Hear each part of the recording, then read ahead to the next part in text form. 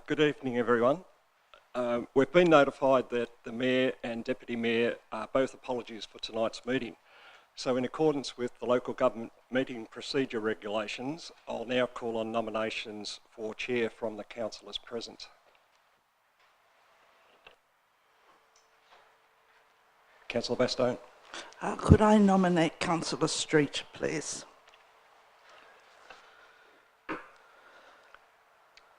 Councillor Fox. I'd like to nominate to chair the meeting. Thank you. Are there any other nominations? Councillor Grace. Councillor Watts. Are there any other nominations? Councillors, how would you like the vote to be taken? By show of hands or by secret ballot?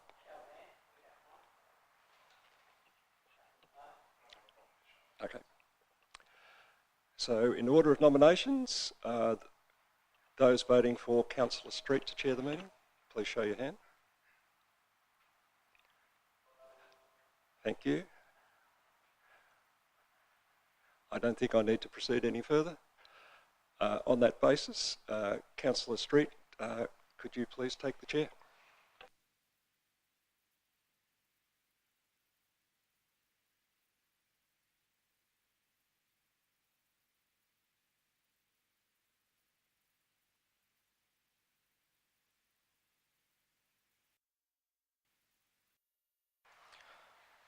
Good evening. My name is Councillor Christian Street, and in accordance with the vote that just occurred, I am chairing tonight's council meeting.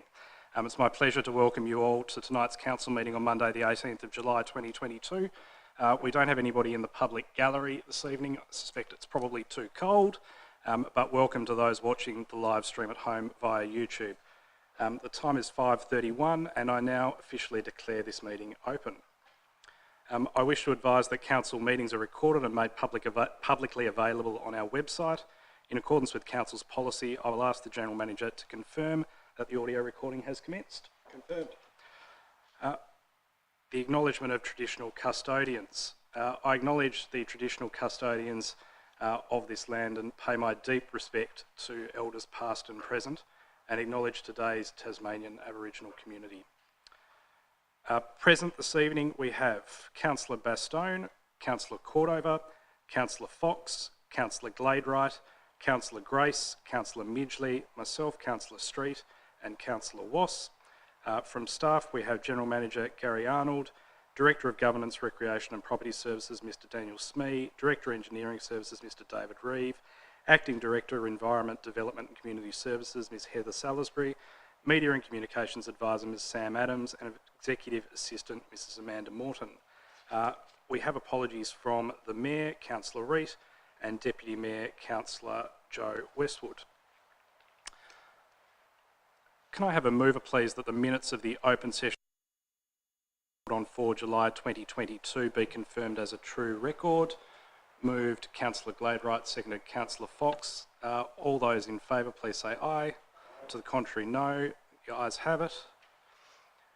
Workshops held since the last council meeting. On the 11th of July, there was a workshop on the Margate Strategic Fire Plan. Moving on to declarations of interest. Does any councillor have an interest they would like to declare? Councillor Bastone. I have an interest in but I've spoken to the General Manager and I won't be leaving the room. Thank you, Councillor. There being no further declaration of interest, I move on to transfer of agenda item on the agenda that a councillor would like to transfer from open into closed session. There being none, we move on to questions without notice from the public. This evening we don't have any members of the public with us, so there are no questions from the public. Questions on notice from the public. We had 4 questions on notice from the public which are answered in the agenda. Question 1 on inappropriate application of landscape conservation zone in draft LPS from Ms Angela Hanley. Question 2 on the recreational trails network from Ms Eva Burns. Question 3 on public open space at Spring Farm from Ms Kate Lucas. And question 4 on development application for slipland at Huntingfield also from Ms Kate Lucas.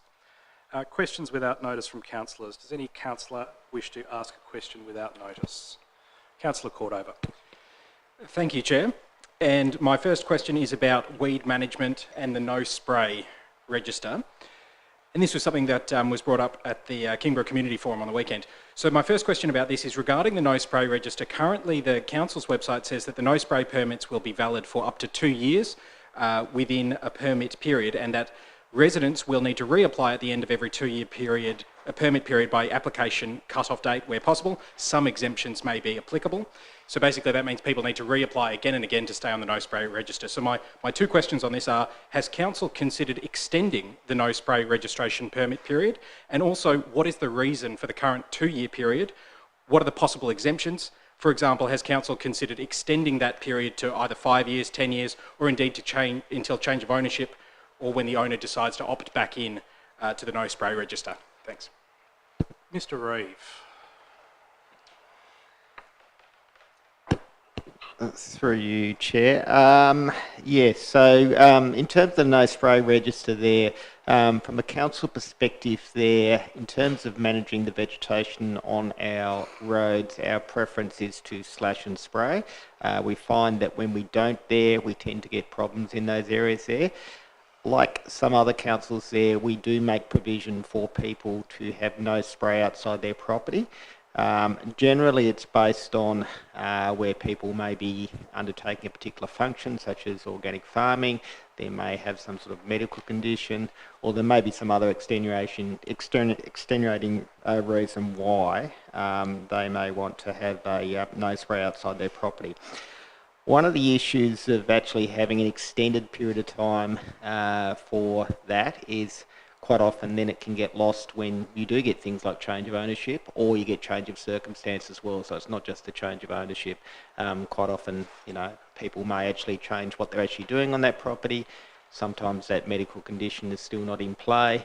And so we do try and be fairly active in terms of actually managing that process, because the preference is to make sure that we also manage our road reservations for not just the vegetation control, but also the spread of weeds as well. Councillor Cordover.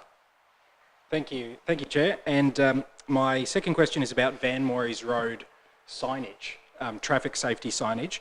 There are 3 spots on Van Moyes Road where the road narrows significantly and therefore requires, in the opinion of constituents that I've been speaking with, requires some road safety signage.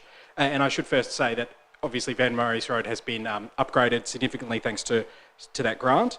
But will council consider road safety signage for those areas? And secondly, has a speed limit reduction been considered for Van Moyes Road above the chicken farm from the sealed bit? So road safety signage and speed limit. Thank you, Councillor Cordover. Mr. Reeve. Through you, Chair. In terms of the signage there, we are aware of some of the queries associated with some of the changing widths there. Bearing in mind some of the changing widths in Van Moyes Road, a lot to do with the topography up there. There's a lot of rock in that area there, so we have tried to actually improve the area only just recently there, putting a lot of site benches in and so forth. But in some areas there, it is actually quite hard to actually get some consistent widths through the road. But we are aware of the individual queries, and we have got that on our list to actually further investigate. In terms of the speed limits, we do try and maintain consistency in terms of speed limits on all of our roads there. So for rural unsealed roads, that's normally a default of 80 kilometres an hour. We are aware of some issues that have been raised by the residents in some of the areas of Van Moyes Road, so that's also something we'll be looking at too. I think Councillor Grace was next. Yeah, thank you, Acting Mayor. Again, I need to harp on the bus shelter at Snug. I received an email from Mr. Smee suggesting a plaque rather than painting pink. That's an insult, I've been told by our ratepayers, because I did supply a letter from the long-serving ratepayers group who actually constructed those bus shelters. My answer to a plaque is an insult. We went to great lengths, and the public, to get permission through this council and other organisations to have the bus shelter pink. So, Councillor Grace, my your question is... Yep. The community has come back with the idea of painting the surrounding rooftop and the two outside parts of the bus shelter pink. So, could we look at that, General Manager, I think is the question. Mr. Smee. Through the Chair, firstly, I apologise if there's been any insult to the family of the deceased that the bus stop commemorates. It certainly wasn't my intention. It was a suggestion that was floated as an alternative to painting the bus stop, bearing in mind that the bus stop, the shelter, is not owned by council, and as a Metro asset, I believe that Metro were open to the notion of a plaque, and that suggestion was put to the family, and as yet I haven't had a response on that matter. Just can I clear one thing, Mr. Smith? We're not holding anything against you. You put what you was asked to, but I'm just saying the public and the bus shelter, shall I say again, which is another question, was not given to Metro. And we gave that in writing to your officers. And there's still 3 life members of that club still alive that are prepared to come to council or sign a declaration that those bus shelters was not given to Hobart coaches. Okay. I'll take that as a comment, Councillor Grace. Have you got a further question? Pink. Pink. Pink. Okay. Painted pink.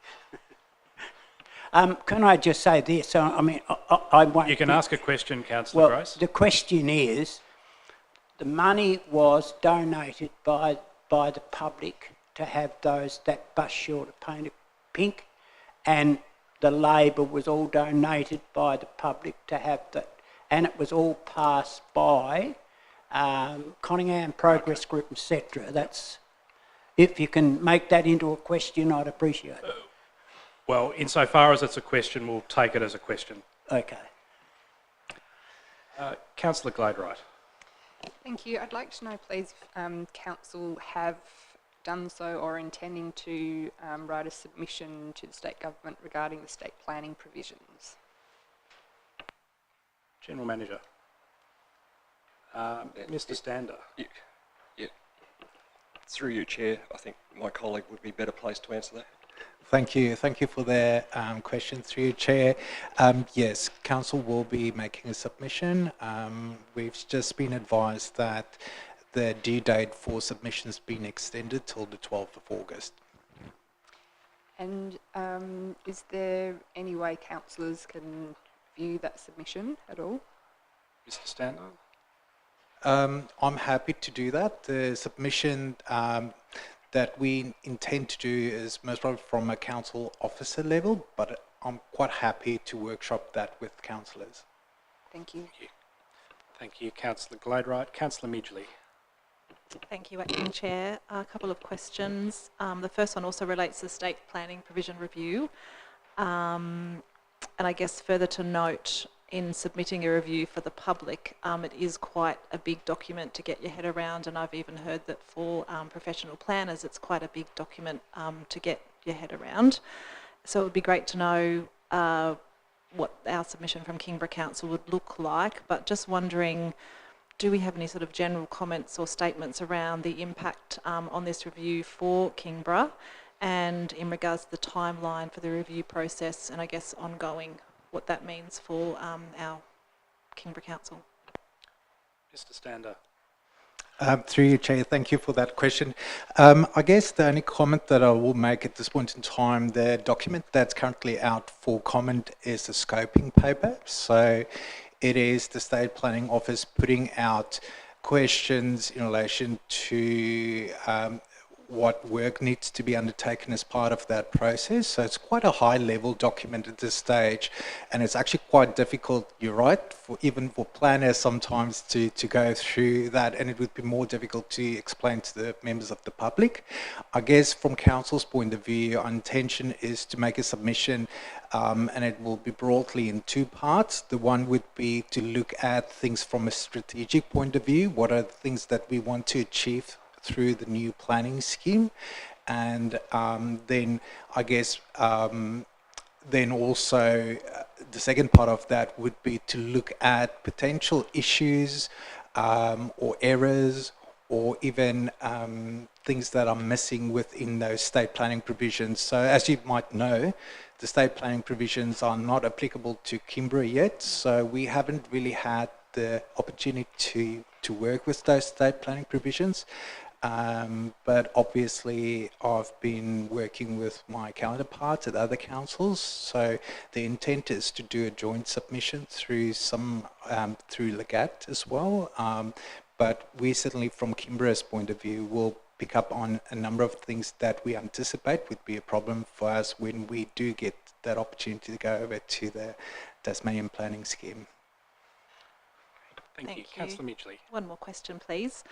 So noting that the Algona roundabout upgrade is open for public consultation, do we know if the project will include a grade-separated shared path to link Spring Farm and Whitewater to Huntingfield Park and Ride? Great question. Mr. Reeve? Any light? Through Chair, I'd love to shed some light on that, but no, we don't. So at this stage they've been concentrating more on the option in terms of the roundabout there. It's fair to say the discussions have been had with various people who have been involved in those prelim meetings about the need to actually cater for pedestrians and cyclists in the general area, but we're yet to see what that might actually end up being. Clearly what's shown on the plans there is not detailing that at this stage there, but it will be something for us to actually chase up with our further meetings with them. Thank you. So just further to that, Acting Chair, if we will be noting that in our feedback and submission to them, noting that it is a very worthy thing to include. It's my first part. And the second part is, will the results, I guess, be presented to councillors in a workshop? Mr. Reeve. Through Chair, look, certainly something we can actually arrange for a workshop with council if that's the wish of council there. In terms of actually making a submission as regards the if you like, the active links there, yes, absolutely. That's something we would like to put forward fairly strongly. It's something we've advocated for before, even with the park and ride in the area. So yes, it's something that's actually fairly important for us. Thank you, Councillor Midgley. Before I call Councillor Grace, just because I'm new to doing this, I wasn't paying attention, Councillor Fox. You didn't have a question, and neither did you, Councillor Wass or Councillor Bastone. No, Councillor Grace. Yeah, just on the planning scheme, thank you for the opportunity. The question is, I raised an issue with state government regarding rezoning at a property at Snug. And their reply was, I'm pretty sure off the top of my head, I'll find it. The reply back I got from the state government, the Premier's office, was if council uses the statewide planning scheme, they would have more scope. And I just heard, is it correct, that my friend, said that we're not allowed at this stage to use the state planning scheme? I'll get Mr. Stander to answer, Councillor Grace, but we are in the process of applying the statewide planning scheme. But Mr. Stander, you might like to provide some comment on where we're at in that process. Through your Chair, thank you for that question. I think I'll keep it short.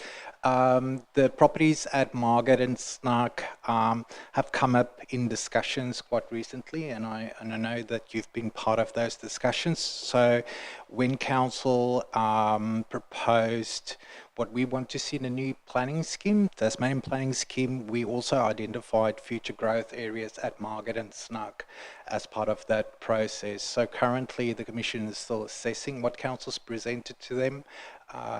We've had our third post-lodgement meeting with the Commission on the 3rd of June. So we're still working through a number of matters, including those at Margate. So short answer is no. Unfortunately, the new planning scheme is not in place. It will still take some time, but we're working through those matters. Thank you, Mr. Stander. If there are no further questions, we'll move on to agenda item 12, questions on notice from councillors. And at the time that the agenda was compiled, there were no questions on notice from councillors. With that, the open session of council adjourns and the planning authority commences at 5:50 p.m. There is a recommended motion on page 11 in relation to an officer's report to the planning authority. Do I have a mover for that motion? Thank you, Councillor Cordover. Seconded, Councillor Midgley. Councillor Cordover. Thank you, Chair. We are looking at a rezoning from inner residential zone to community purpose zone of land CT 178255/1 at 35 Maranoa Road. In essence, this is a logical change, and I'll take us through some of the key points to it, but I might start by quoting the conclusion at 6.1. The proposal represents a logical extension of the community purpose zone, particularly in light of the existing parking use to support the Calvin Christian School. The application is considered to demonstrate compliance and consistency with the requirements and the conditions of the state's land use planning system. On this basis, the proposed application to rezone the land is supported. It's important to note that this report is pre-public exhibition, and therefore the proposed amendment is yet to be advertised. The proposal is to rezone that parcel of land.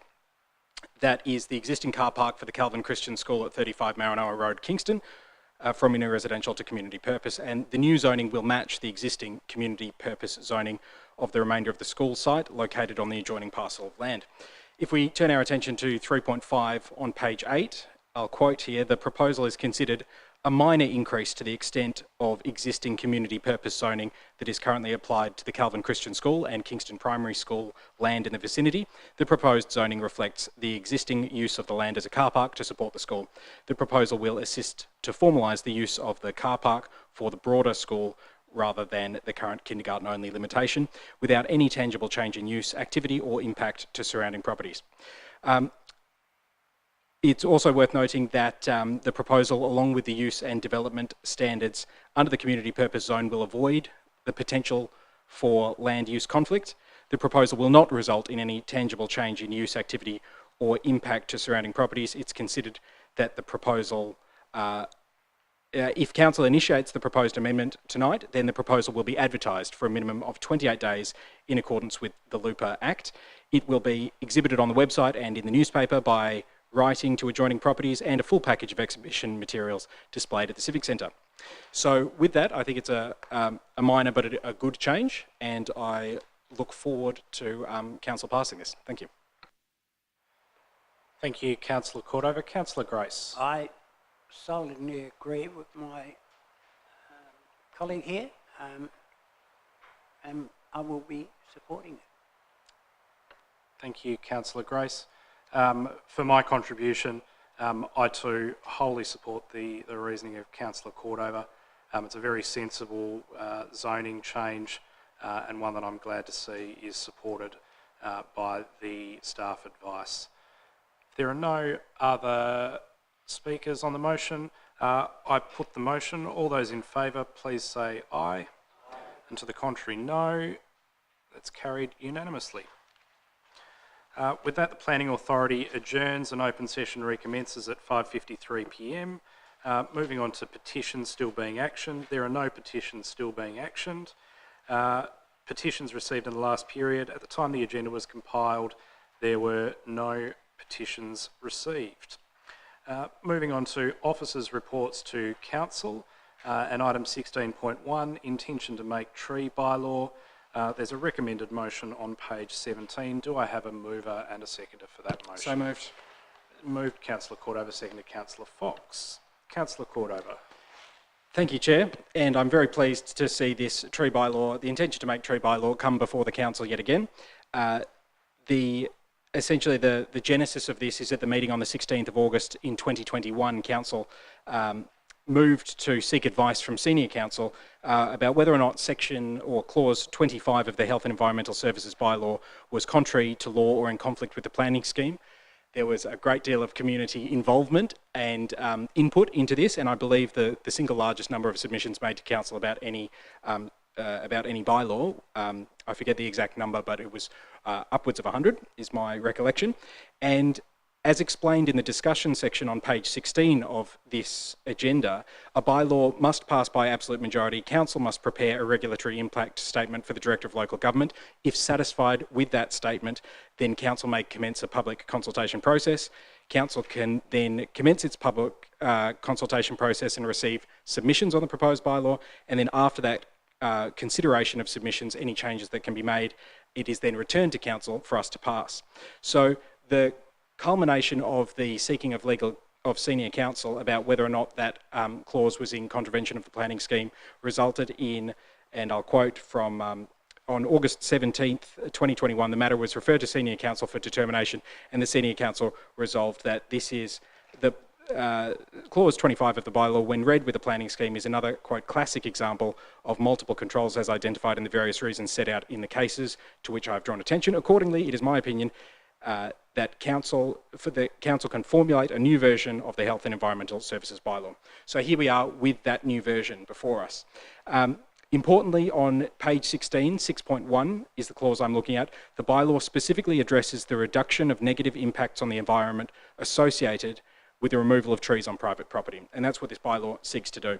The bylaw highlights the potential for and extent of any environmental harm within factors to be considered when granting permits. I think this is a fundamentally important bylaw and a good one, and I think the main things that we should turn our attention to are in part 2, trees on private property. Basically stipulates when and where a permit is required, and that includes if the tree has a circumference of greater than 80 centimetres at 1.4 metres or more above the ground level, if it's been nominated for and confirmed as a significant tree, and also if it's subject to a Part 5 agreement or covenant on the title. At subclause 3, this report, the draft proposes the conditions under which subclause 2 does not apply, for example, to trees that are an exotic species, not on the significant tree register and not with a Part 5 or a covenant. It doesn't apply to pruning trees under most circumstances, as long as that is compliant with the Australian standard for pruning, and that tree removal under, for example, a Forest Practices Plan or the Waste Management Act. So importantly, a tree granted a permit for removal may still be the subject for an offset if it's of high conservation value. This matter has been the subject of internal and external consultation, including a council workshop and an informal review by the Department of Premier and Cabinet.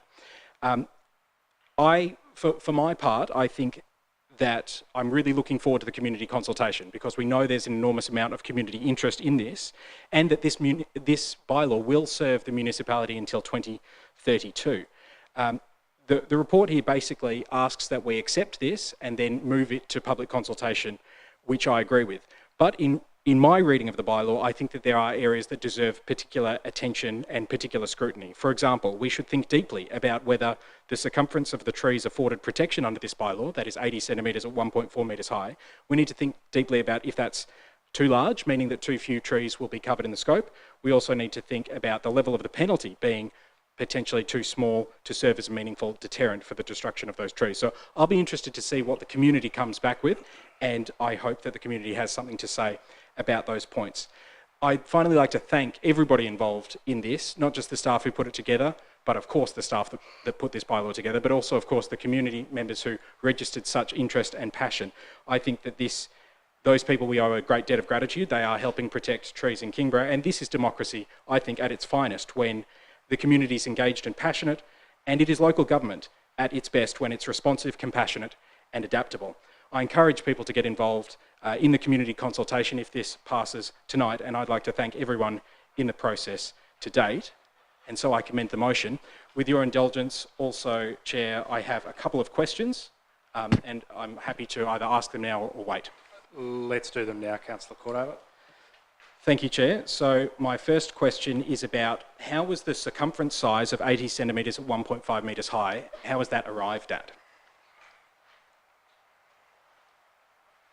General Manager.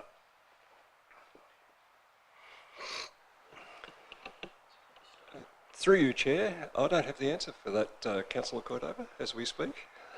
I don't know.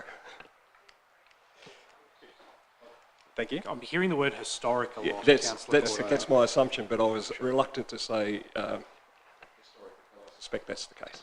That's okay. And I think hopefully a lot of this will be teased out in the public consultation process as well. But my second question, which may very well have the same response, is how was the level of the penalty units? Either there's different penalty units throughout the bylaw, but how was that level determined? General Manager.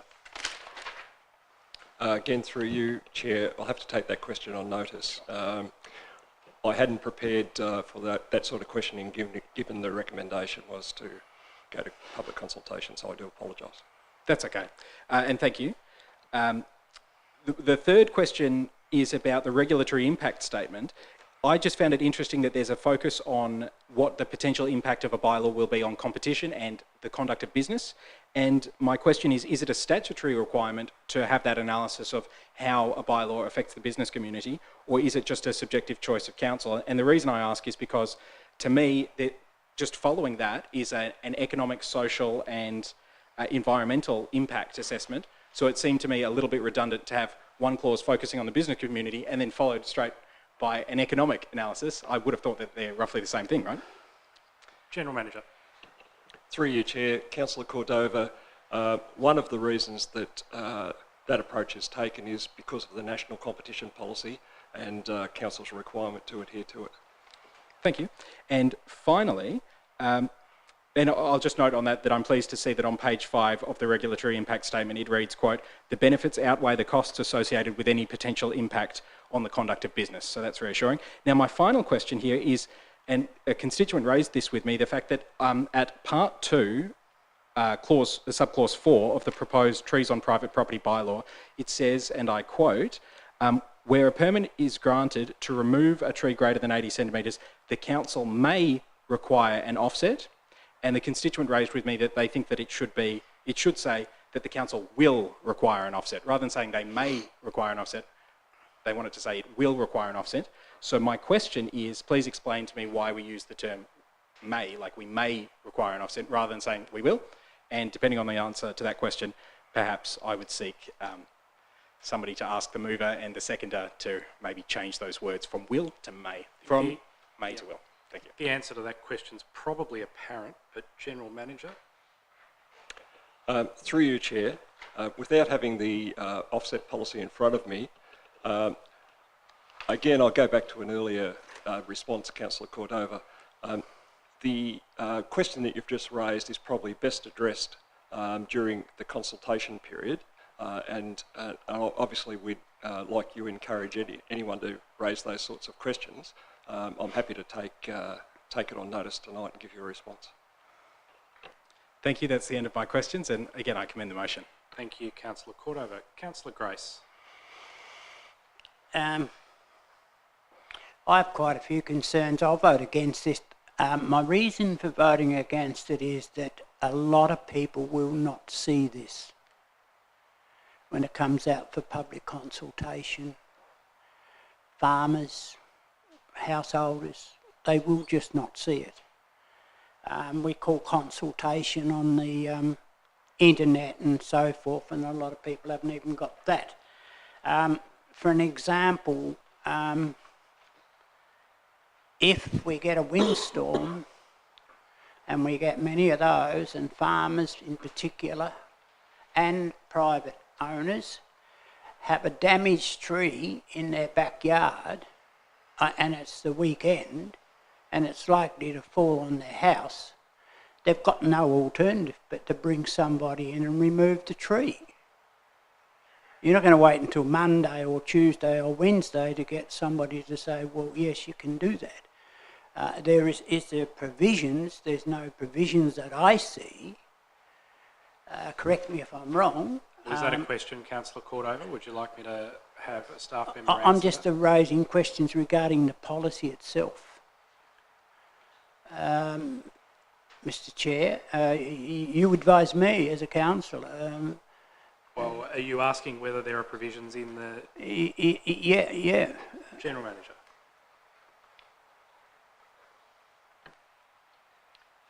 That's it.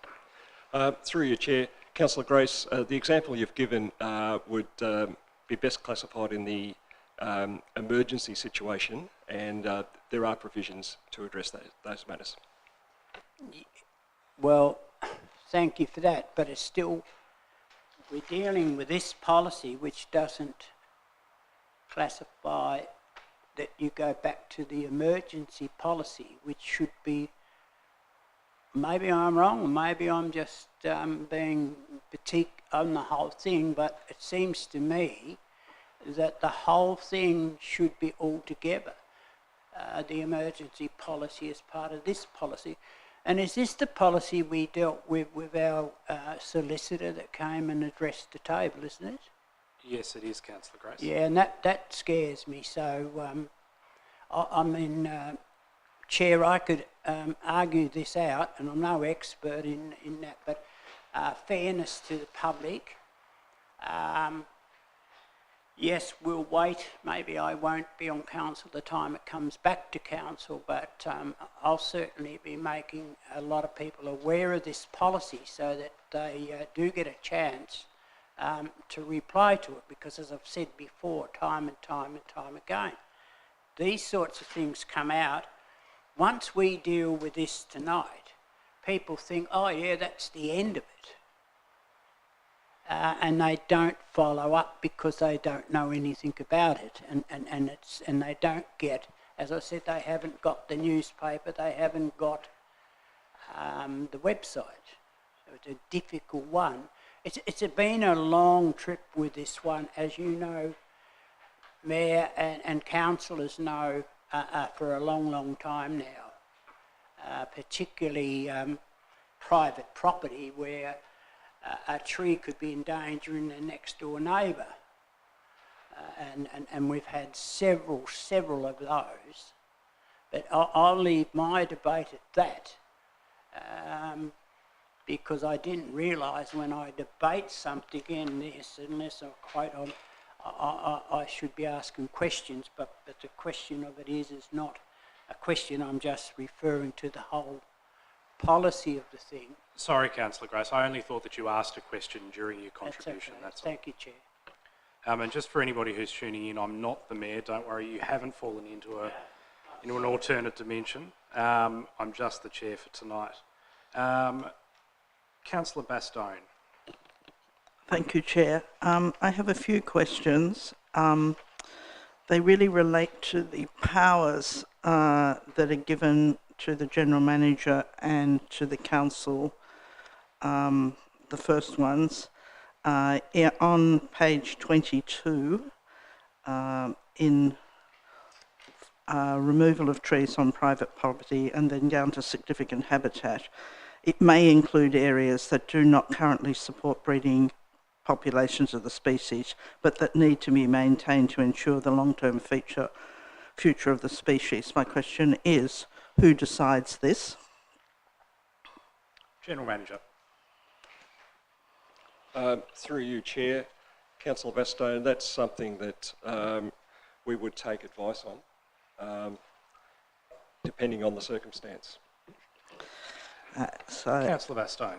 Thank you. My next question is from page 23,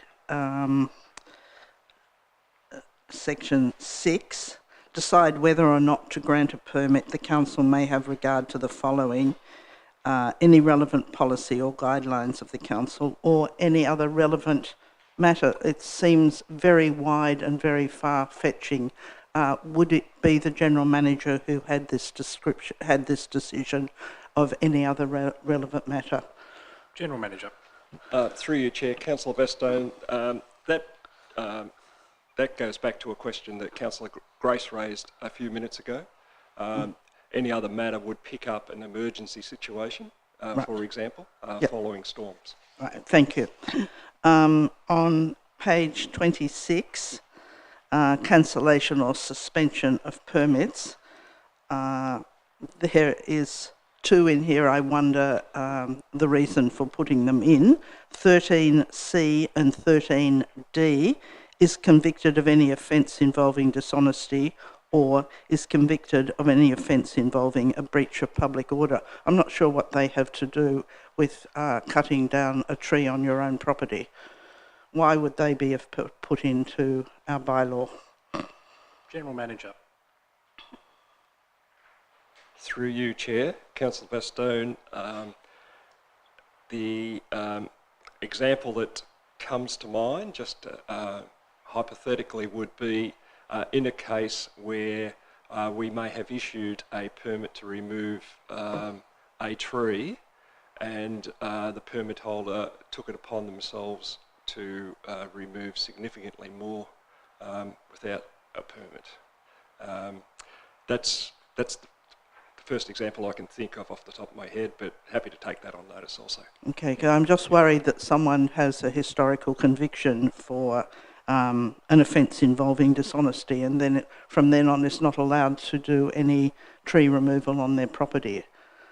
I just worry it's a very open section. All right, my next question is page 27, notice 2. If the holder of the permit was served by ordinary post 5 business days from the date of the notice was posted. Now, I'm sorry, as someone who has been living in the country with a post office box, this is not really sufficient time, and twice I've had mail from the council not reach me within 5 business days. So is there able to be an exception for people that live in the country who might want to cut down their trees? General Manager. Through you, Chair, Councillor Bastone, you've raised a good point there. I've also been a personal victim of not receiving mail within 5 days of recent times. Again, I'm happy to take that on board. Given that the recommendation tonight is merely to enable it to proceed to public consultation, best we get some of that sort of feedback tonight and we can start working on it now. Thank you very much. That's all my questions. Thank you. Thank you, Councillor Bastone. Councillor Gladwright. Thank you. I've noticed some of the other councillors are raising concerns specifically about the wording in the bylaw and that type of thing. Is there another opportunity for us to nut those things out when this comes back after the consultation period, or is now the time to do that? General Manager. Through you, Chair, there will certainly be another opportunity because the officer that has prepared the draft, subject to sign-off from the Director of Local Government, the process would be it would go out for community consultation, we would receive feedback, and there would be a further report to Council for Council's consideration. And that report would include a summary and discussion on all of the feedback received, with alterations suggested or recommended for Council's consideration. Okay. Well, if I can just add my 2 bobs worth then, please.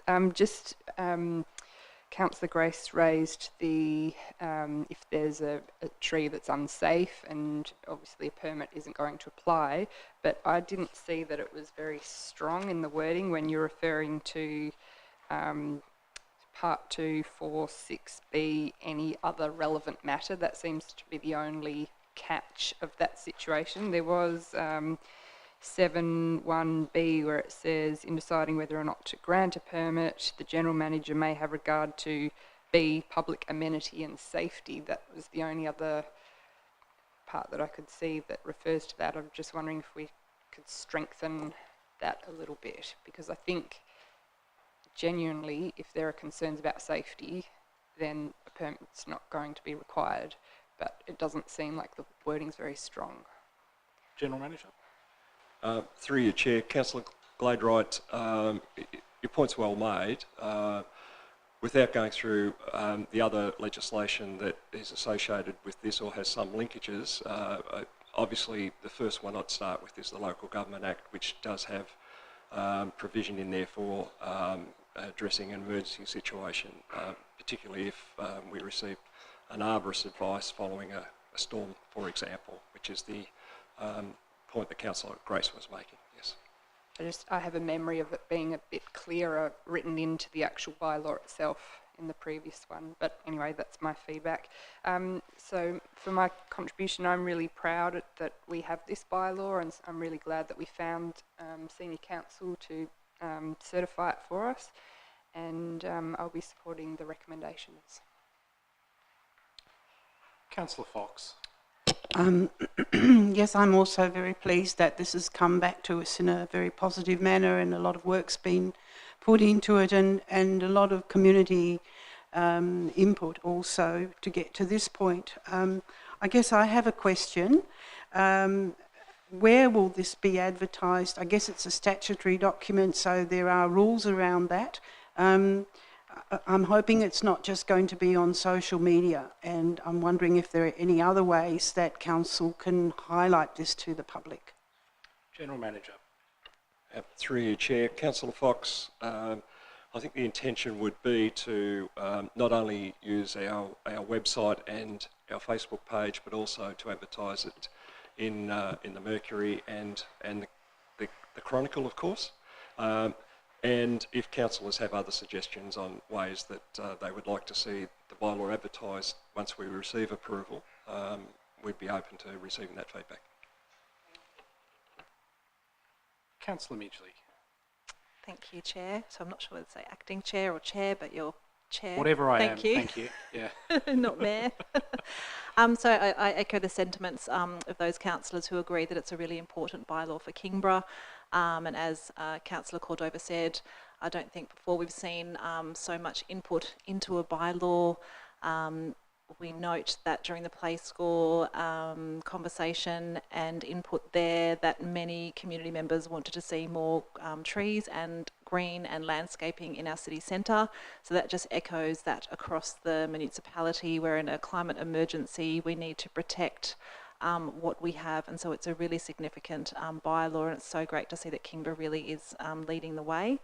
Noting that it is getting approval tonight to go out for community consultation. It looks like on page 43 the proposed public consultation process seems to be there clearly outlined. Noting what Councillor Gray said in regards to farmers or people who don't look at all these things, so that's great to note that if we do have any other ways of promoting this within our local communities, with the Kingston Community Forum and such and things like that. And there are a number of local Facebook pages. So, as councillors, we can take that on as well to look at promoting this. So, yeah, I also look forward to the feedback. Hope that it will be majority of positive, because it is a really important mark to make for the future of Kingborough and the future of the environment. Thank you, Councillor Midgley. If there are no further speakers, I just have a question to start off with. Have we received specific legal advice about the proposed bylaw? And I suppose the follow-on question from that is, do we therefore have a legal practitioner who's prepared to certify this bylaw if it makes it through the public consultation? Through you, Chair, the answer to both questions is yes.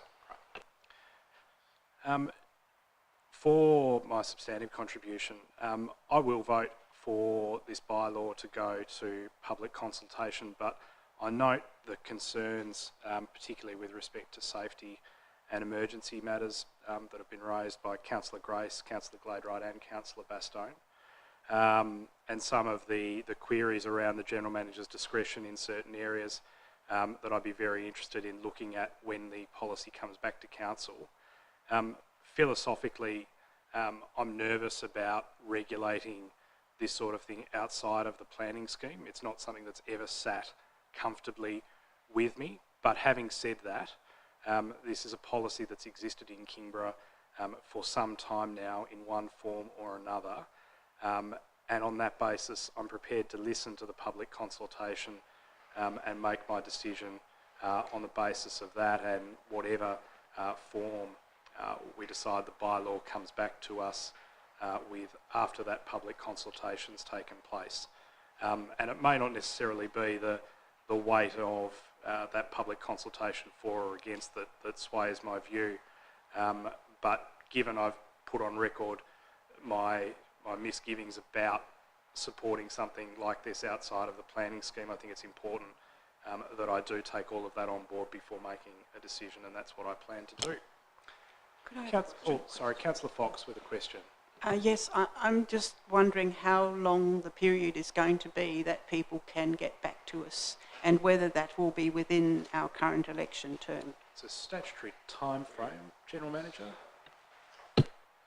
Through you, Chair, it's a statutory time frame, and I'm just trying to I had it a minute ago.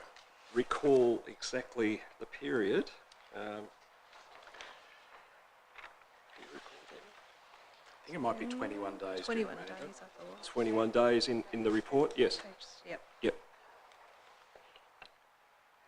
Councillor Midgley with a question. Thank you, Chair. I had a question actually I forgot to mention before, and I'll make it into a question. So page 37 of the printed out agenda, I'm wondering if in the objective means to achieve objective.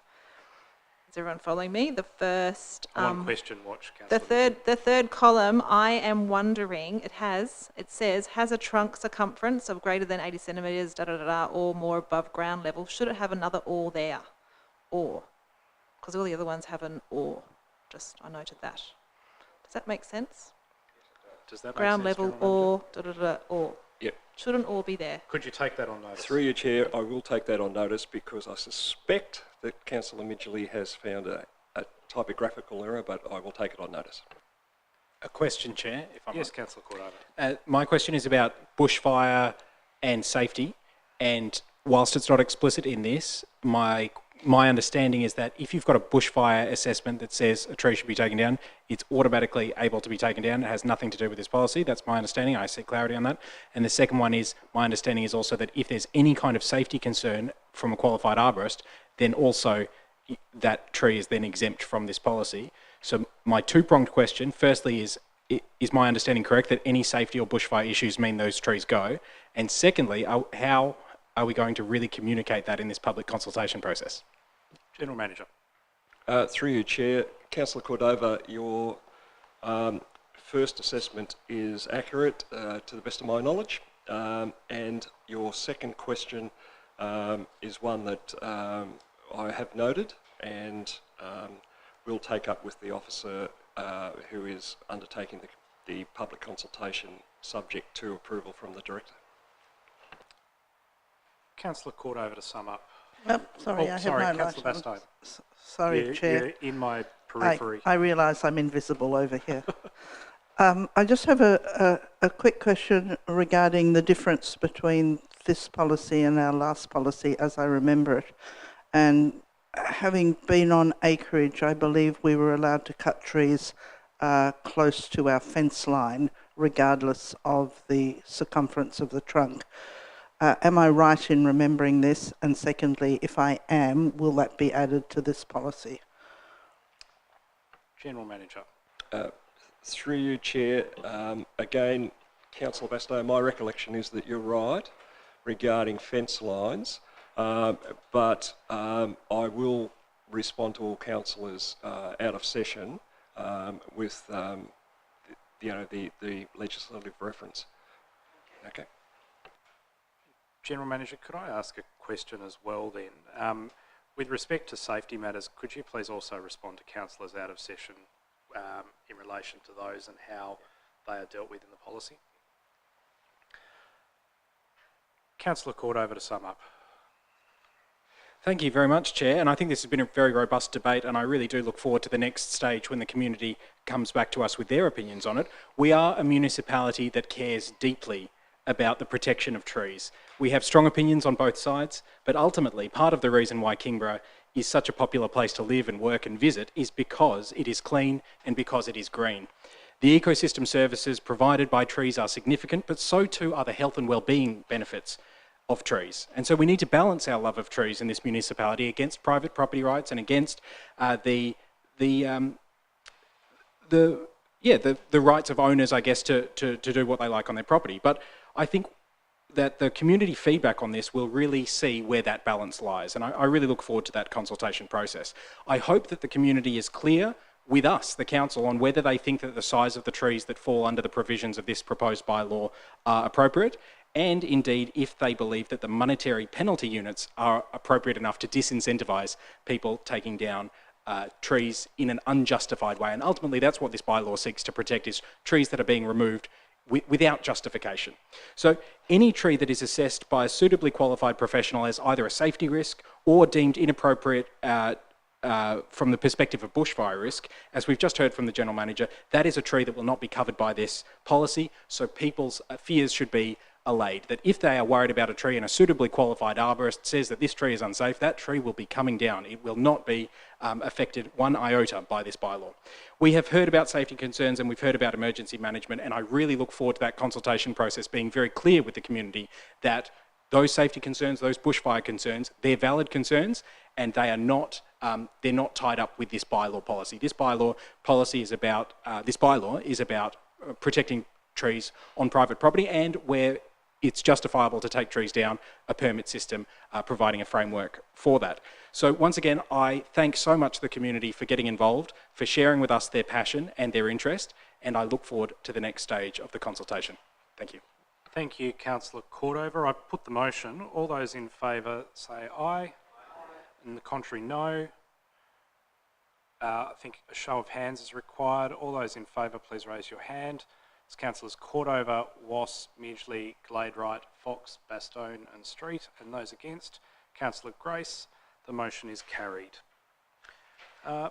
Moving on to the next agenda item, Policy 3.19, Cash in lieu of parking policy. That's item 16.2. There's a recommended motion on page 46. Do I have a mover and a seconder for that motion? So moved. Moved by Councillor Cordover, who's doing an awful lot of heavy lifting tonight. Seconded Councillor Midgley. Councillor Cordover. Thank you, Chair. This policy has now come back to us, and it's the idea essentially, in layman's terms, that when somebody develops an area, they need to provide for parking, and if they don't provide parking, then they need to pay a contribution to council for the cost of council doing it on their behalf.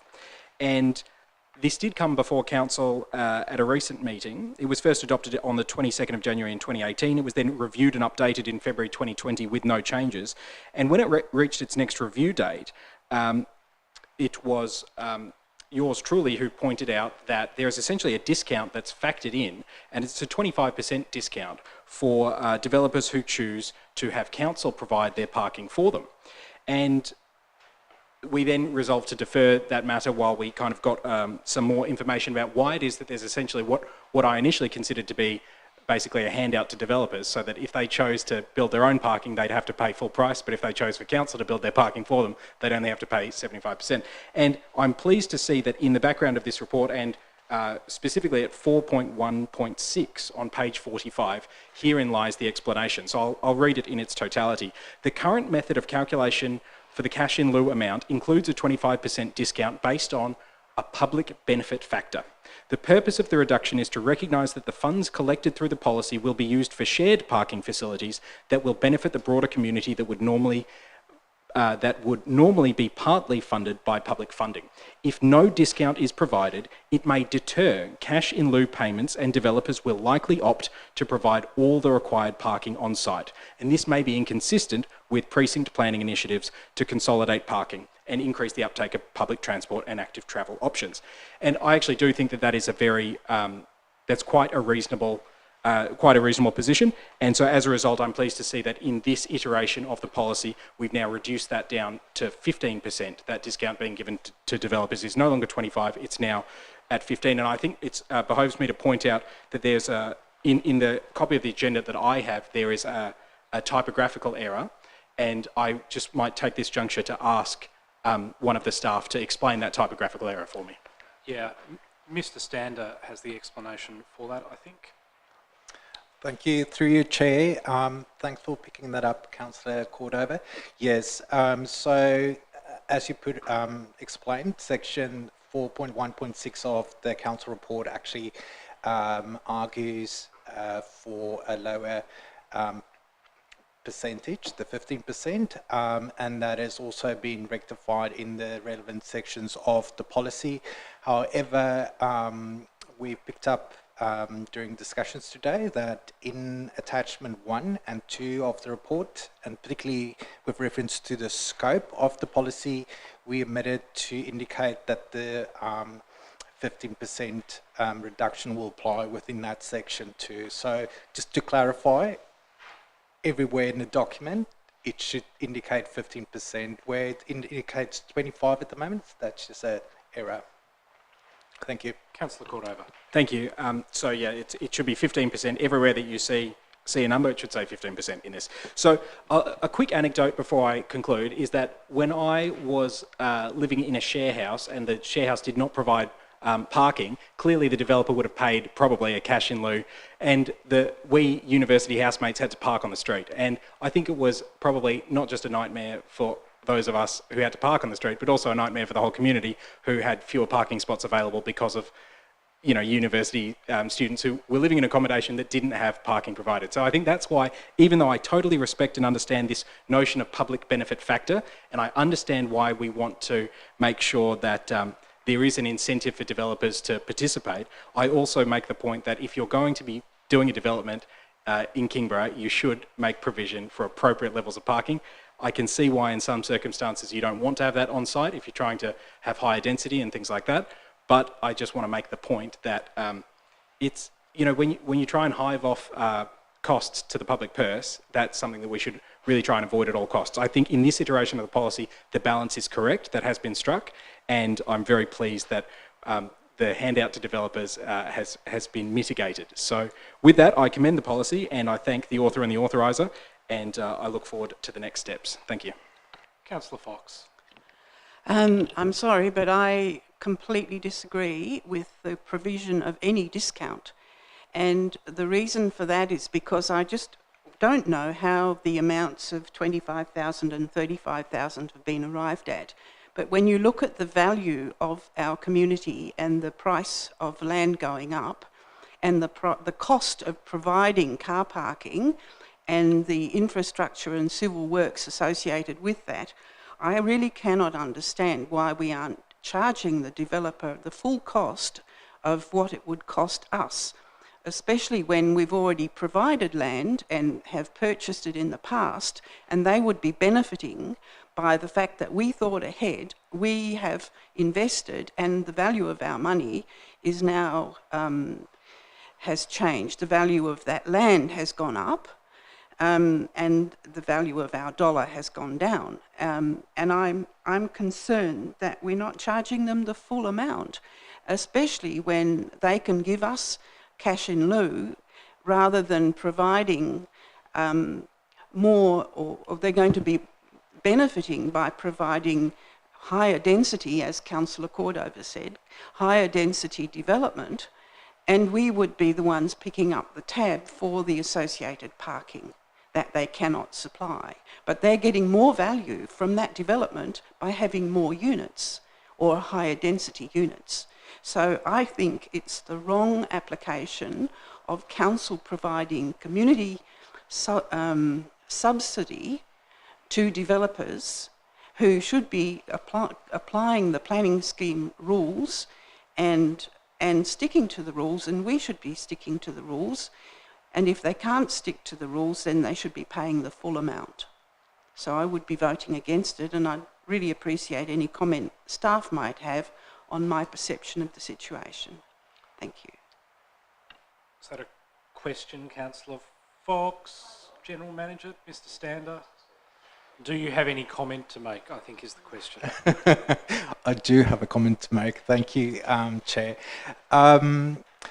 Look, I think this is one of those tricky things. Not all councils in Tasmania have a policy like this. There's only a few councils. If you have a look at some of our neighbours, Hobart and Glenorchy don't have a policy like this in place. Clarence have a parking strategy that referred to the application of contributions where people can't provide the parking. I guess just to take a step back, the policy is really there, like Councillor Cordova explained in the beginning, is for those situations where people can't provide parking. So in the first instance, we would always look at getting developers to provide parking.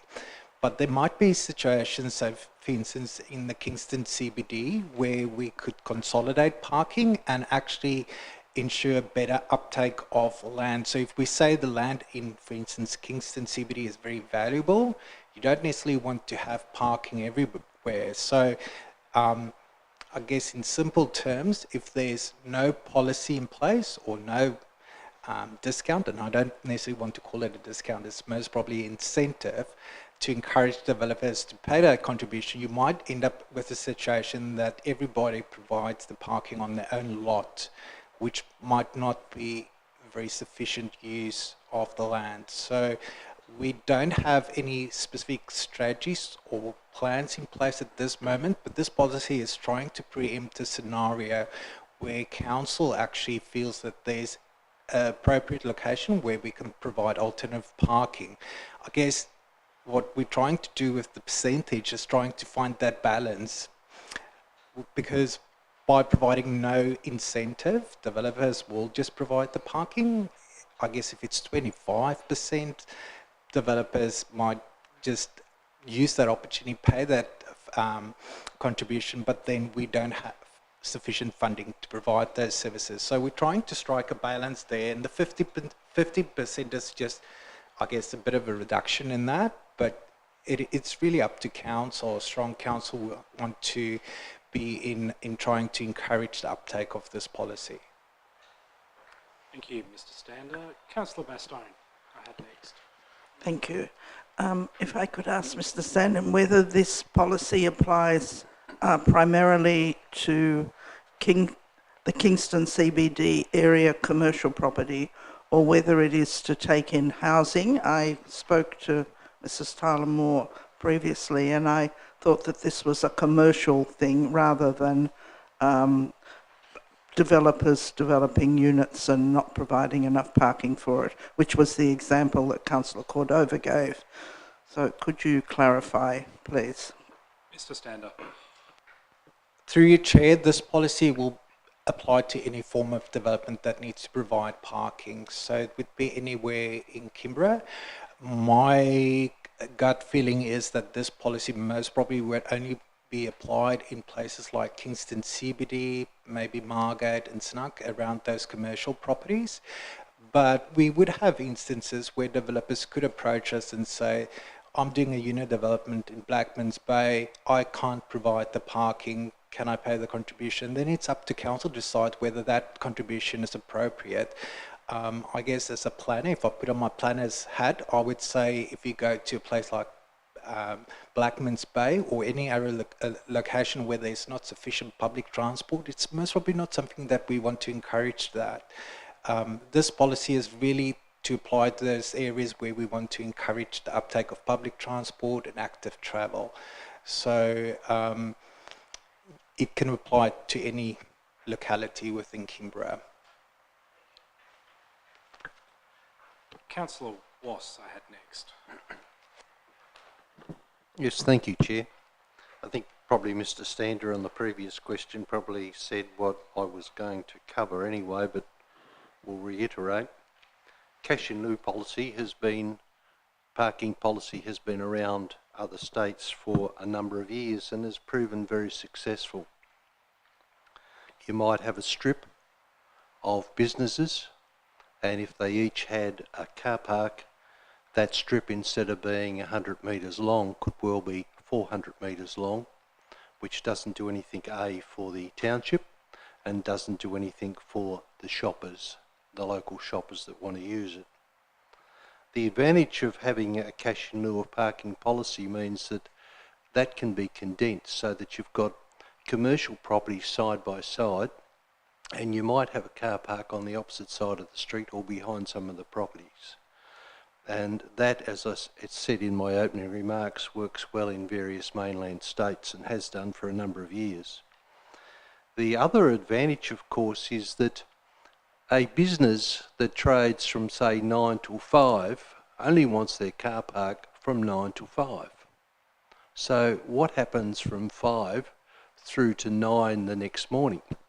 Now, if that is a community car park, other people can park there for other reasons, which means that one car park is then covering a number of reasons why community members would take in that parking requirement.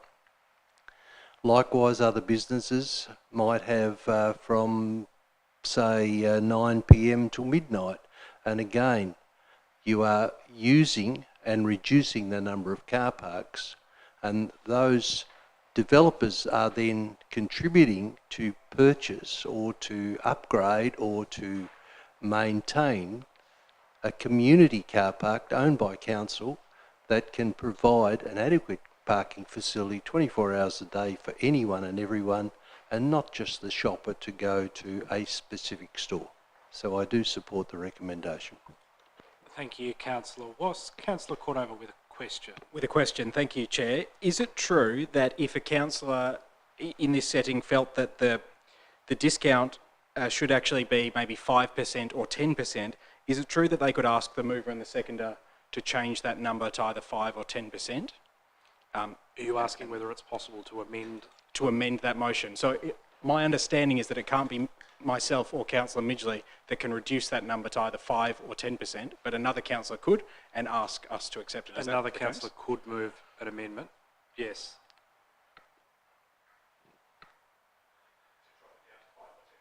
Is there I another? would move that amendment if I could find a seconder. Well, I'd need to know what the amendment actually was, Councillor Fox, I think is the first step.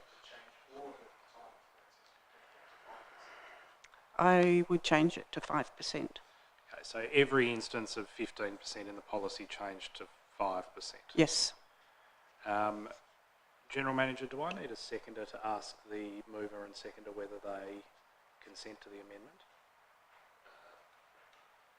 My Not really. inclination is yes. No. No.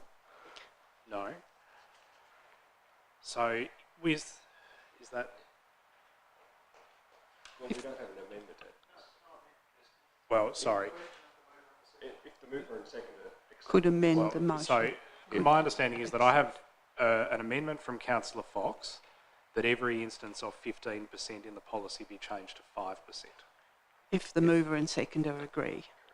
Okay, so mover and seconder, Councillor Cordover's nodding yes, but Councillor Midgley is nodding no. So is there a seconder for the amendment? Who is not the mover It's still or a big seconder? discount. It's still a big discount. There's no, to developers there being no at 5%. seconder for the amendment is lost. But it's a good amendment, though. Does Councillor Cordover have a question, or would he like to turn his Do you agree with me that it's a really good amendment? And there's still a discount. I have a discretion about whether to take a question or not under the meeting procedures. And Can I'm not I going ask to the take question? That. You can, Councillor Midgley. I'd like to know why, can Councillor Cordova answer this, or why perhaps staff might like to present as to why it would be good to move to 5%? Are you asking Mr. Stan? You're going to have to do a better job than that, Councillor Midgley, I think. Can I please understand the pros and cons of moving it to 5%, please? Much better. Mr. Stander. Through you, Chair, thank you, I understand that question. Like I said before, it's really up to council, how council want to encourage the uptake of this policy. So obviously lower the percentages, hypothetically, that means that there might not be a big uptake of this policy. So moving from 15 to 5% in terms of dollar value, I don't have all my calculations here, but you're talking about a difference of maybe $2,000 and so forth. So I guess what we're trying to do here, like I said before, is to suggest a percentage that we feel is reasonable when we look at what other councils offer or don't offer. So it's potentially on the lower end already. Some councils in Tasmania offer a 50% discount or incentives. So this is quite fairly at the bottom end of that. I guess lowering it will just reduce that incentive for developers to consider paying the contributions. So you might end up having a scenario where developers will just provide the parking on site. It's, you know, there's no real benefit for them really to provide, to pay the contribution. Thank you, Mr. Stander. Councillor Fox with a question. I'm just trying to think about, it's not really a question that I'd have, I guess, but I'm concerned that the developers are going to come here. At what point will they make the decision not to go ahead with their development on the basis of a percentage that they have to contribute that we would see as being a large amount and they would see as a small amount? And it's finding that delicate balance. If 5% is unacceptable to Councillor Midgley, would 10% be acceptable? I'm not sure who that's a question to, Councillor Fox, and I'm not going to let you ask another councillor a question across the table. So, a comment perhaps, unless you've got a question for professional advice. Would 10% be seen as a reasonable compromise by staff?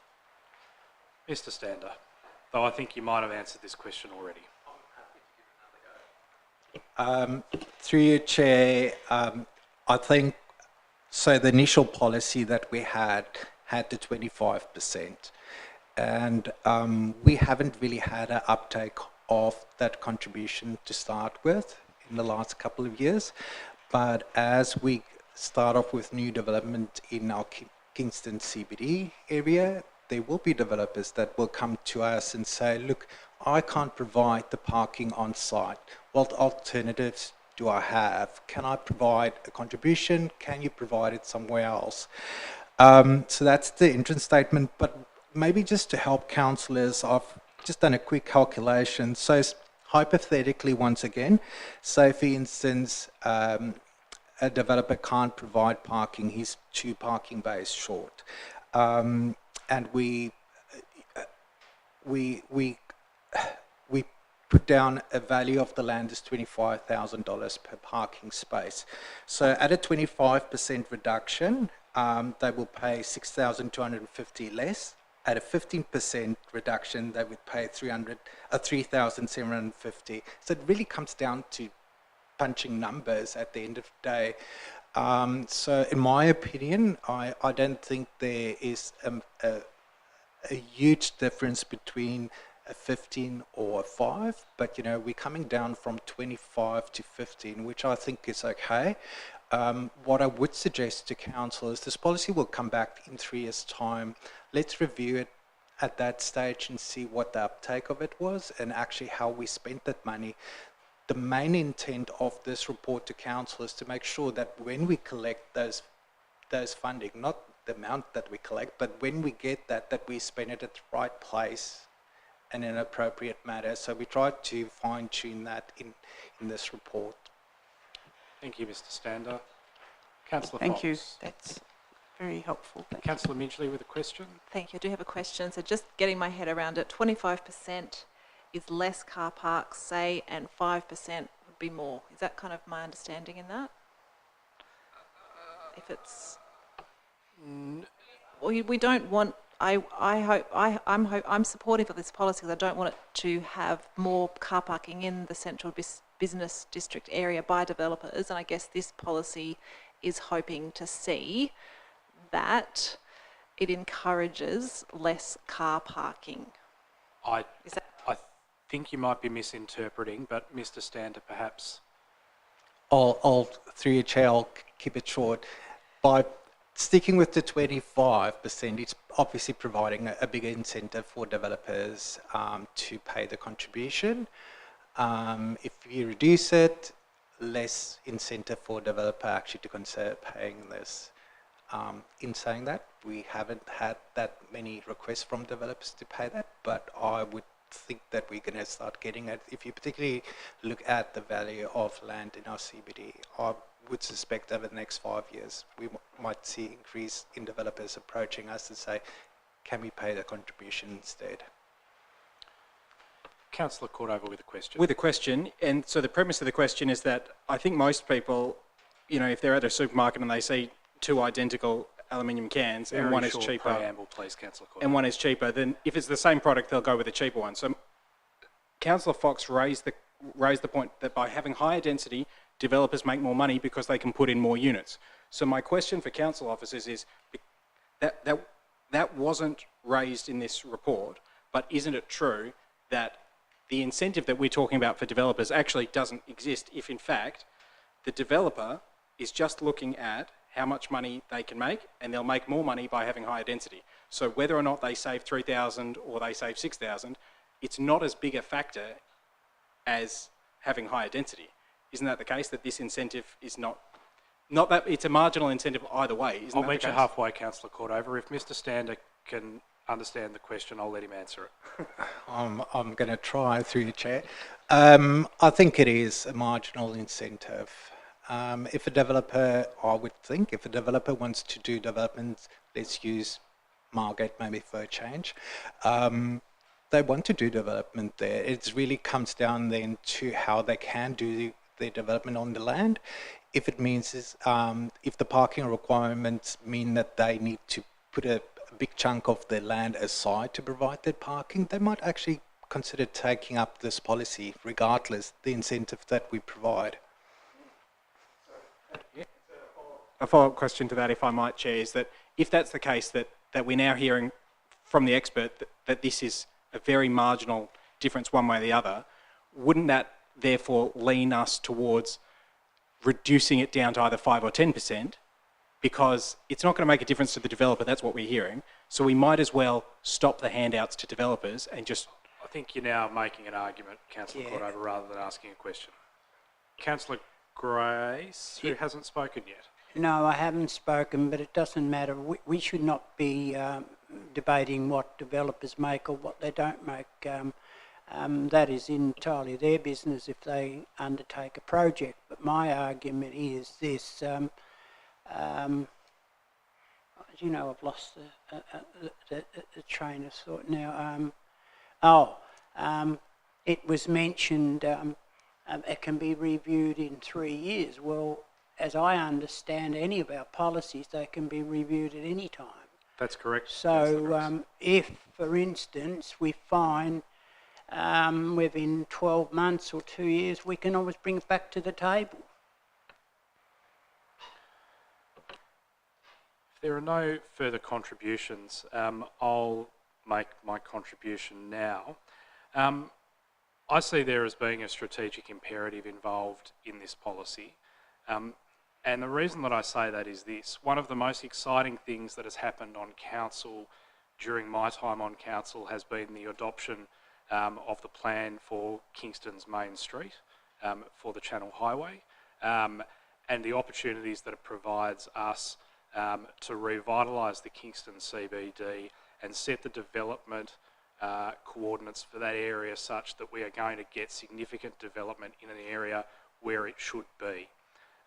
I think that's really exciting. And the follow-on question for my colleagues that comes from that is what a missed opportunity it would be if we realised all of this development and the settings were such that every developer decided to use a part of their lot for car parking. When we could provide an incentive for a cash payment for shared car parking insofar as it's required for the Kingston CBD. That's why I think that an incentive is a good idea. It doesn't actually surprise me that we haven't had a take-up, a very high take-up of the policy to this date, because we haven't had the other policy settings in place to encourage the development that would cause it to be required. But we do now. And so in making that point, I just point to a couple of other areas of the policy. Namely, that this is a complementary policy to support the cash in lieu parking provisions with the planning scheme, and that the policy is going to be applied in a manner that's consistent with and supports the assessment of development applications in accordance with the planning scheme that applies to the Kingborough municipality. Accordingly, the policy does not replace a developer's obligation to provide on-site parking as required under the planning scheme. So I think that's really important. We're not seeking to supplant the planning scheme or to do something that's not in line with the planning scheme. A developer's primary obligation is always going to be to provide that parking. But the policy then goes on to say that council is not obliged to accept a cash in lieu contribution if it's practicable and desirable to provide the required number of car parking spaces on the land. So Kingston CBD, again, is the perfect example of where council officers are probably going to look at some of those developments and say, it's not reasonable or practical, and that's when we should engage the cash in lieu policy. They're going to have full discretion in the middle of Margate to say to a developer, no, well, it is reasonable and practicable that you provide the parking here. And that's my expectation in approving this policy is that that's exactly what would continue. And it's only going to be in those situations where there's a strategic imperative for shared car parking that's going to occur. And so on that basis, I think the policy is still a good one. I understand what Mr. Stander is saying about the marginal benefit of reductions in the discount. I mean, I personally would have been happy to see it stay at 25% to see if we could encourage more take-up in Kingston CBD, but the mood around the room is clearly that 15% is acceptable. So let's see what the take-up is as we change those policy settings. And like Councillor Grace has pointed out, if we get 18 months into the project with Kingston CBD and we realise that it's not enough of an incentive, then the onus is on staff to bring the policy back to us and have a look at what more we might be able to be doing. If there are no other speakers, Councillor Cordover to sum up. Thank you, Chair. This has been another robust debate, and as is so often the case in council decisions, we are now balancing competing interests and trying to navigate our way through complex issues, but with the overarching goal of keeping the community at the heart of everything we do. And indeed, looking at the key priority area, we're trying to sustain the natural environment whilst facilitating development for our future and undertaking best practice land use planning systems that we have in place to manage the current and future impacts of development. So here in this case, what we've seen in the conversation, and I wonder if, you know, the amount of time that we've looked at the discount being applied has partially obscured some of these larger issues, which I think the Chair was alluding to. So in this case, we're balancing these competing principles. Something I'm very passionate about is the idea of making developers pay their fair share so that they contribute not just to the overall economic development of the community, but also with that principle that those who can afford to contribute more should, and that kind of user pays idea, but also this competing principle that we're creating proposals that are consistent with our precinct planning initiatives to consolidate parking and increase the uptake of public transport and active travel options. We want to do both of those things. We want to increase active transport and public transport options. We want to have cogent precinct planning in place, but we also want to make developers pay their fair share. I think we have done that, which is why I moved the motion in the first place. I would have been very amenable to dropping that discount rate for developers even further, because I fervently believe that developers should pay their fair share. And when it comes to things like headworks charges and things like that, maybe we will see a day here in Kingborough where developers do pay more of their fair share in a reasonable and justified way. But when it comes to the cash in lieu for parking policy, I think we are striking a good balance. And as has been raised by my colleagues, we can look at this again as time goes by. So I commend the motion. Thank you, Chair. I therefore put the motion. All those in favour, please say aye. Aye. All those against? The motion is carried unanimously. Moving on to agenda item 16.3, Civic Centre flagpole policy, and a recommended motion on page 59. Do I have a mover? Councillor Midgley, and a seconder for that motion, Councillor Grace. Councillor Midgley. Thank you, Chair. So note in this report is for the flagpole policy and the annual community flag schedule.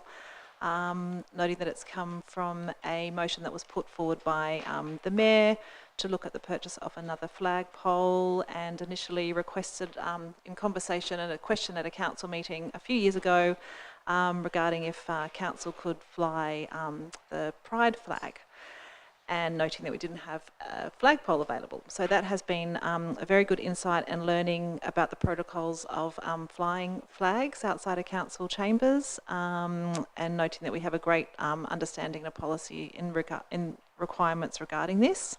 I'd like to thank the staff involved in developing this policy, and noting that it is a community flag. Means that a flag that symbolises and celebrates Kingborough's diverse community, or that we have special meaning to parts of our community. The policy outlines how council's 4 flagpoles located at the Civic Centre are to be used, and establishes a procedure for requests to fly flags on the flagpoles. Noting also there is a flag flying application form, which also outlines, there's a note at the bottom of that, noting that where an application to fly a flag is approved, it's the responsibility of the applicant to provide council with the required flag of an appropriate size prior to the date, and the flag must be in appropriate condition for flying. Just a couple of comments, or perhaps a bit of a concern around a statement in there on, I think it's 5.8, I think I noted, the statement of causing offence. I'm wondering... I did read that as well. Sorry, 6.2 it is, 6.2.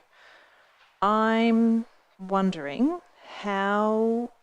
It's a very subjective statement, I feel, and how will staff be assessing or weighting what is offensive?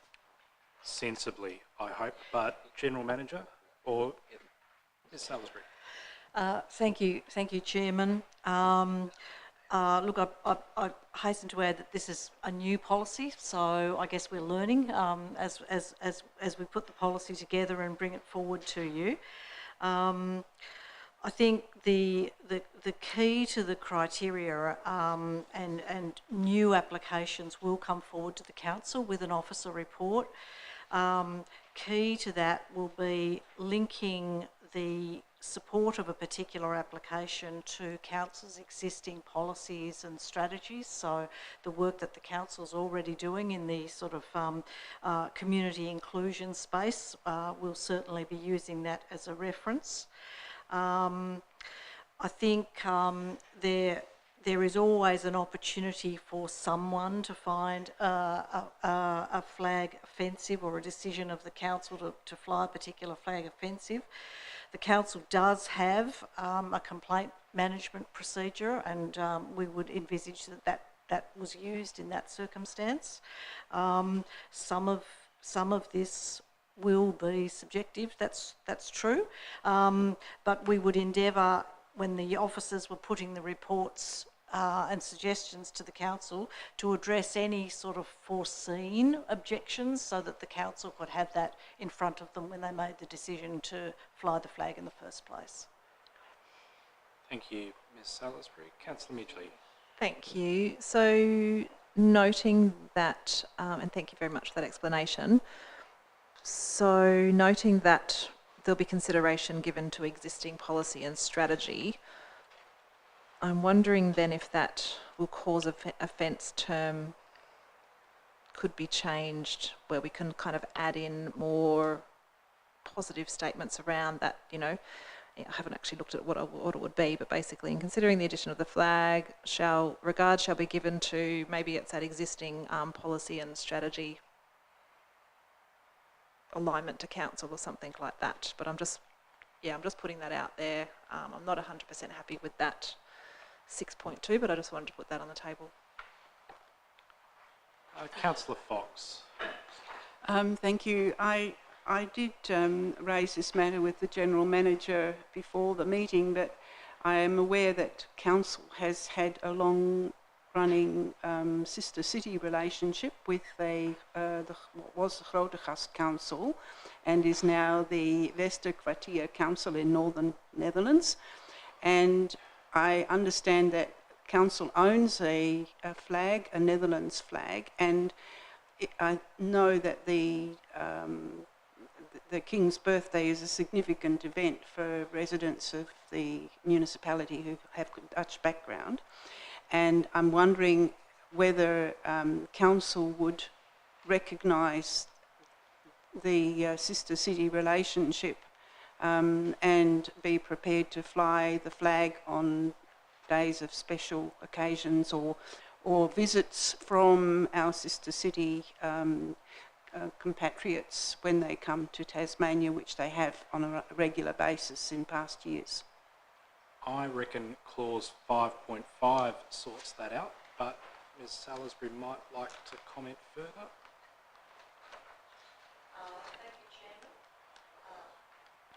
Thank you, Chairman.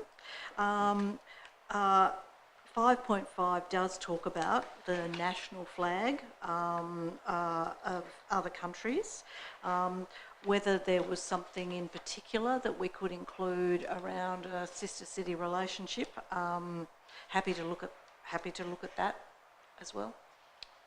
Thank you, Ms Salisbury. Thank you. That would be good. Councillor Gladwright. Thank you. There's an expectation from Legacy that we'll fly the flag during Legacy Week. And I just did a quick Google search when that was, 30th of August through to Sunday 4th of September. So I just wanted to check that that will be allowed under this policy, please. So, through you, Chairman, the schedule that we've put, the draft schedule at the back is really just the beginning of what it could be, and I'm happy to amend that at this point to include Legacy, and in fact the purpose of bringing it forward was to see if the council would like to include anything else at this point in time, and we would expect that the schedule would be a living document and things would get added as time went on as well. Thank you. Thank you, Councillor Gladwright. Councillor Bastine. Thank you. Having worked in international schools overseas, one of the great things about the schools were that we would fly the flags of the countries of the different students. And I'm wondering, we are actually a very multicultural community here, and I'm wondering whether we couldn't, as part of our policy, contact the consulates and fly the national flags of the countries of the people within our community. So on their important days, as a matter of course. So American Independence Day, the American flag, Indian Independence Day, etc., just as a matter of policy. The problem I have with the fourth flagpole here is that we have 3 times we have things from the Aboriginal community saying that nothing else should be flying on the fourth flagpole. Now, we're already flying an Aboriginal flag, but for National Sorry Day, they request that we fly no other flags. On National Reconciliation Week, flags from anywhere else will not be considered. And in NAIDOC week, they want to fly the flag and no other flag will be considered during that time. And I'm just wondering why they get preference over that fourth flagpole to the detriment of all other people in our community when the Aboriginal flag is or will be flying as well. Ms Salisbury. Chairman, Councillor Bastine, I think that may be some clumsy wording from us when we put together the schedule. The concept on those dates is that the fourth flagpole would actually be used not for the Aboriginal flag but for the Reconciliation flag if we had one, or alternatively the Torres Strait Islander flag, the NAIDOC week flag. So in other words, it was the suggestion that it would in fact be another flag that was on the community flag, the community flagpole. So in other words, the Aboriginal community simply making use of the fourth flagpole to celebrate those particular days. I think the request to fly other flags during this period will not be considered, might perhaps be clumsy wording on our part. It was a suggestion that the community flagpole is used for another flag on those days. Well, and with that wording in there, I will be unable to vote for this motion. I'm sorry.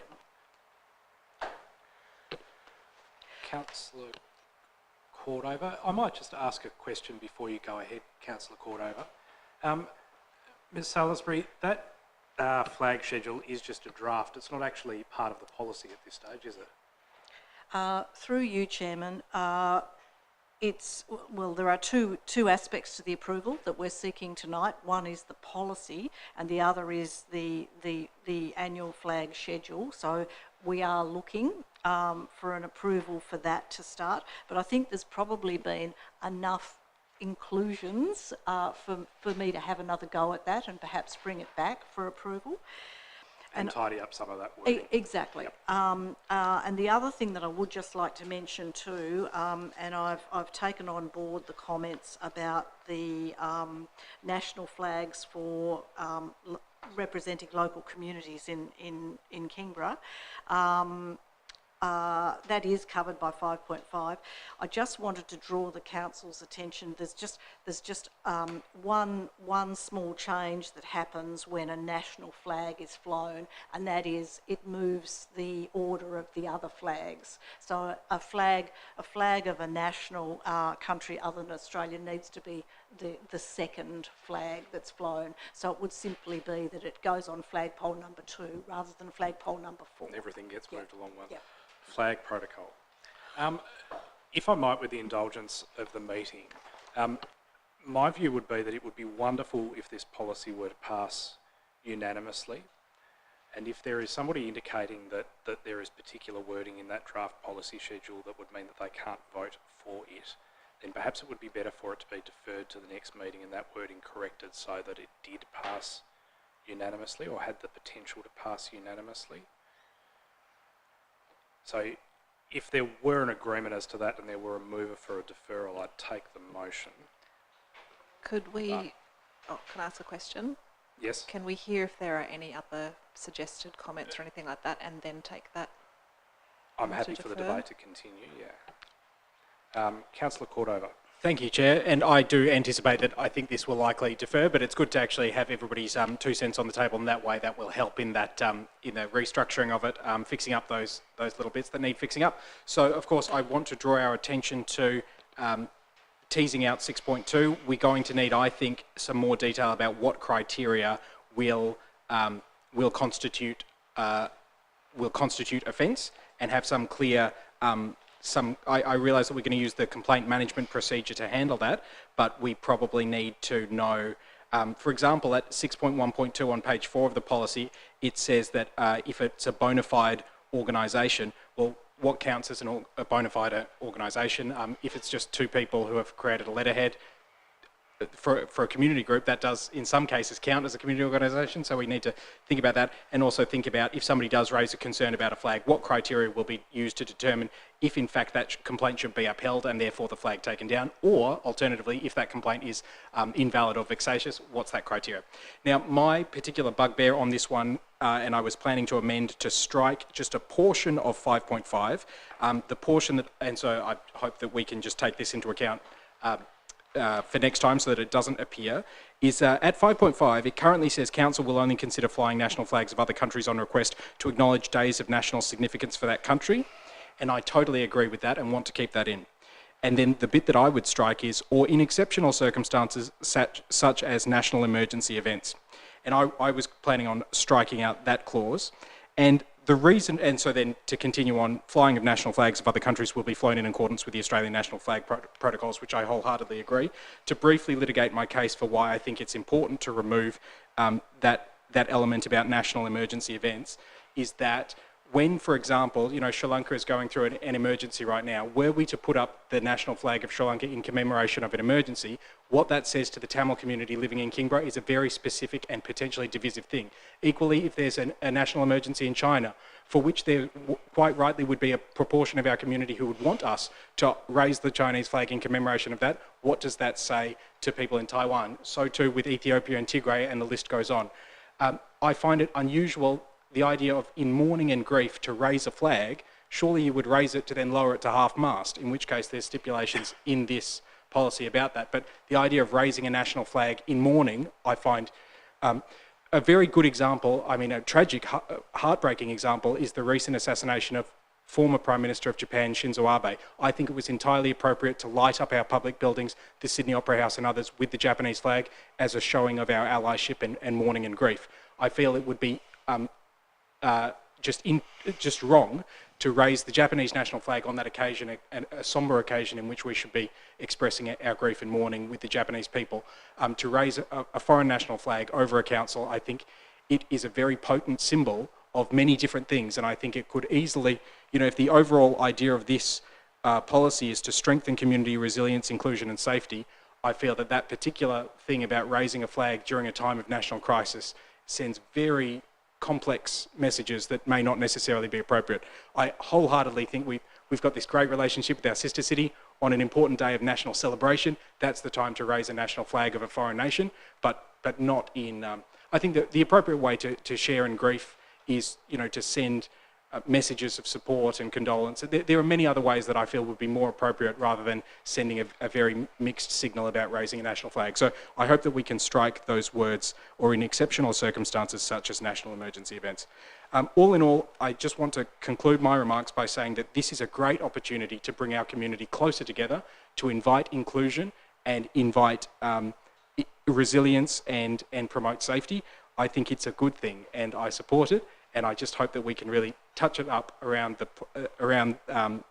in those areas where there requires more clarity, and I think it will be a good thing. Thank you. Councillor Grace. Chair, I don't want to get into a long debate because the last time we debated flags I think I ended up in trouble, but not through my fault, because I mentioned when we talked about the Aboriginal flag that we should look at the policy that the Aboriginals was putting the reconciliation of the whole movement of the Aboriginal movement. This report I'm pleased with was the fact because it's going to recognise, to come out proud, the LGBTIQ, which this council has been involved in now for 15 years or more.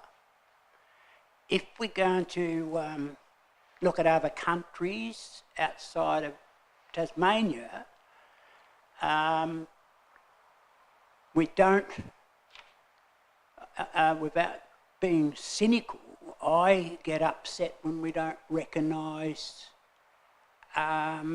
people that pass away that's contributed so much to this municipality. That's something else that maybe Mrs. Salisbury can have a look at. And if we're going to go to too many flags situation, would it not be feasible to put in an electronic device that we can alter inside the building rather than have the flagpoles have them on the electronic screen? Is that a possibility? I don't know, but I'm going to support this because Mrs. Salisbury said that this is a draft and she's quite happy to run away and have another look at it and come back to council. I noticed with my colleague councillor, Jill, I'm sorry, I forgot you. Who are you? You've all been working, yes, sorry, Councillor. You've been working with a group, so it's good that we consider the whole balance of the flying a flag. And one day he might fly one for Amazing Grace, who knows? But anyway, we'll hope.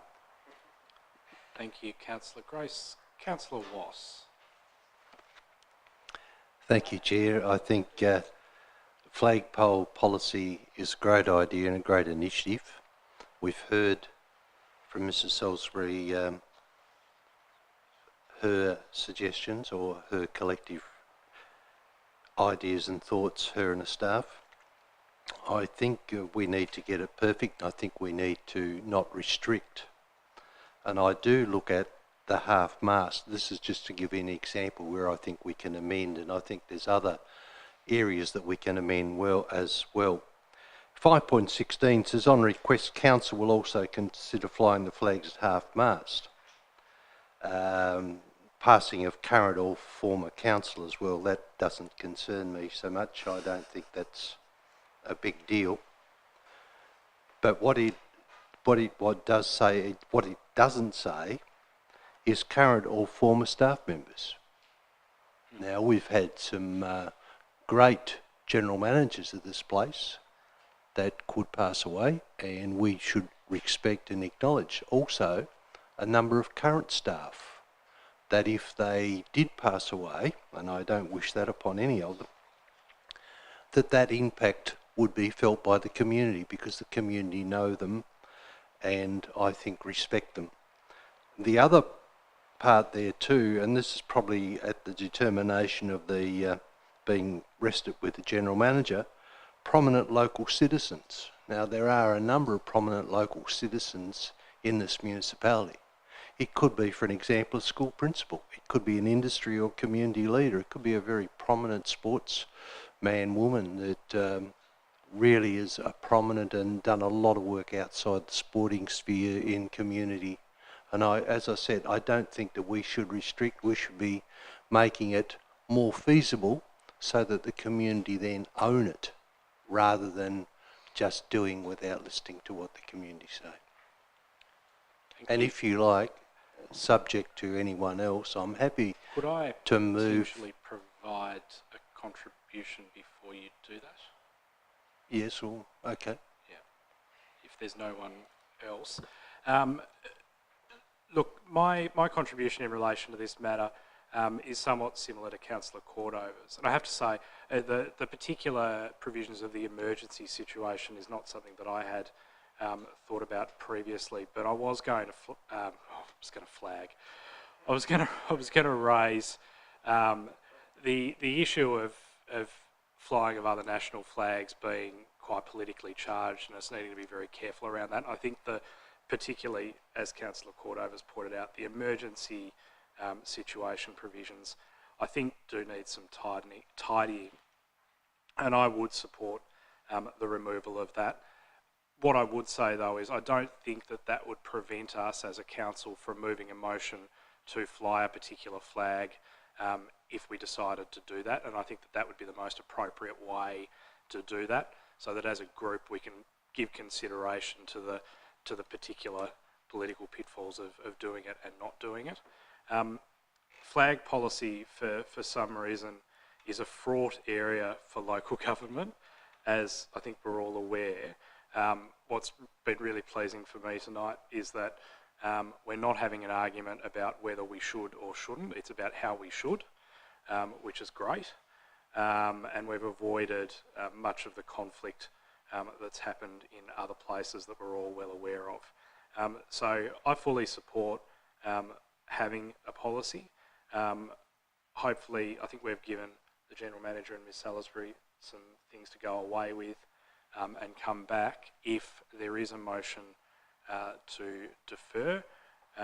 If such a motion were to take place, perhaps now would be the appropriate time for it to... I'll put a motion to defer. Councillor Fox and Councillor Wass on a procedural motion, that the motion be deferred. All those of that opinion say aye. Aye. To the contrary, no. The ayes have it unanimously. Chairman, a question. Yes, Councillor If Fox. I may, will this be updated recommendations and will it be workshopped before it comes back to Council for determination? I would agree that would be very appropriate, and the General Manager and Ms Salisbury are nodding, so I think we can take that as a given. Thank you. Moving on to page 69, notices of motion. At the time the agenda was compiled, no notices of motion had been received. And so we move on to page 69, confirmation of items to be dealt with in closed session. Can I please have a mover and a seconder that in accordance with Regulation 15 of the Local Government Meeting Procedures Regulations 2015, Council by absolute majority move into closed session to consider the following items. Confirmation of minutes, applications for leave of absence, tender provision of reactive tree trimming, tender assessment AB 2215, mountain bike park pump track, and Kettering Cemetery. A mover in Councillor Midgley and a seconder in Councillor Fox. All those of that opinion please say aye. To the contrary, no. The ayes have it. In accordance with the Kingborough Council's meetings audio recording guidelines policy, recording of the open session of the meeting will now cease. And thank you to everybody watching along at home.